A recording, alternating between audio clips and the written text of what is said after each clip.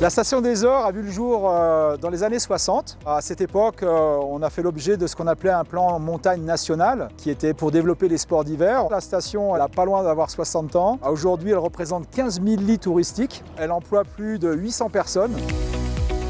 Notre cœur de métier, c'est le tourisme, c'est notre secteur d'activité. Ça fait 60 ans qu'on agit pour accueillir de la meilleure des façons nos clients. Le tourisme aux Ors, mais j'ai envie de dire plus largement dans les Hautes-Alpes, est carrément la première économie. Il y a un changement climatique avec lequel nous devons composer, s'adapter. La station des Ors, elle a beaucoup d'atouts face à ce changement climatique. Première chose, c'est son altitude. La station n'est pas une station de basse altitude ou de moyenne montagne, on est quand même sur la haute montagne. Ensuite, son exposition elle est orientée nord, ce qui préserve notamment l'hiver, la neige. Depuis plus de 30 ans, la station a progressivement investi dans ce qu'on appelle la neige de culture. Ce réseau de neige de culture couvre plus de 60% du domaine skiable et on continue à investir pour à terme couvrir 70% du domaine skiable. Mais il faut le faire de façon intelligente. Il ne faut pas surproduire. Il faut produire que la quantité de neige nécessaire. Et pour ça, on a pas mal d'équipements qui nous permettent de le faire. Pas de façon empirique, mais de façon précise. Notamment, nous avons embarqué sur toutes nos dameuses des systèmes qu'on appelle lidar, des systèmes qui permettent de mesurer très précisément l'épaisseur du manteau neigeux sur tout le domaine. Et chaque soir, on a une cartographie précise de exactement l'enneigement de toutes nos pistes. Et en fonction de ça, eh bien on se dit, tiens, là il faut reproduire un petit peu de neige ou pas.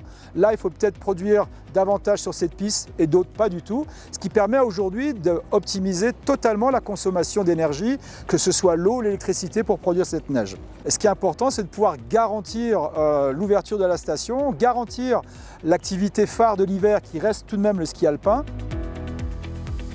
Le modèle économique, l'hiver basé autour du ski alpin n'est pas remis en question, bien au contraire. On se projette sur du long terme à ce sujet-là, car pour rappel, tous les investissements que l'on fait, que ce soit la neige de culture, les remontées mécaniques, on amortit à 30-40 ans, comme les bâtiments. Donc c'est important de pouvoir avoir cette vision-là. Le premier consommateur d'énergie par rapport à un séjour touristique, au-delà du transport, c'est l'hébergement, notamment l'hiver avec le chauffage et compagnie.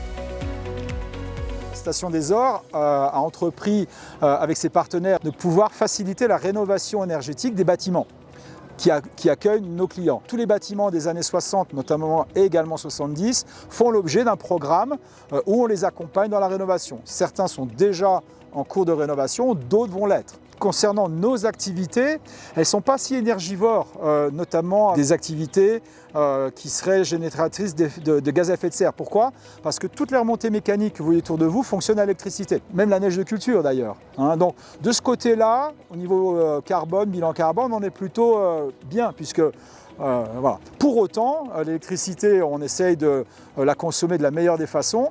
On a justement pas mal d'actions qui permettent notamment de moduler la vitesse des appareils de remontée mécanique pour essayer de consommer moins.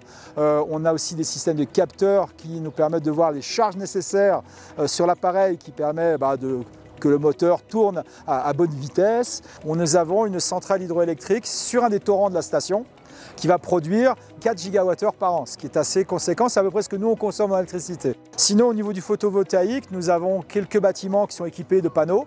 Nous avons même une remontée mécanique, un tapis couvert qui lui est équipé de panneaux photovoltaïques, qui est carrément en autoconsommation et qui produit l'électricité utilisée pour cette remontée.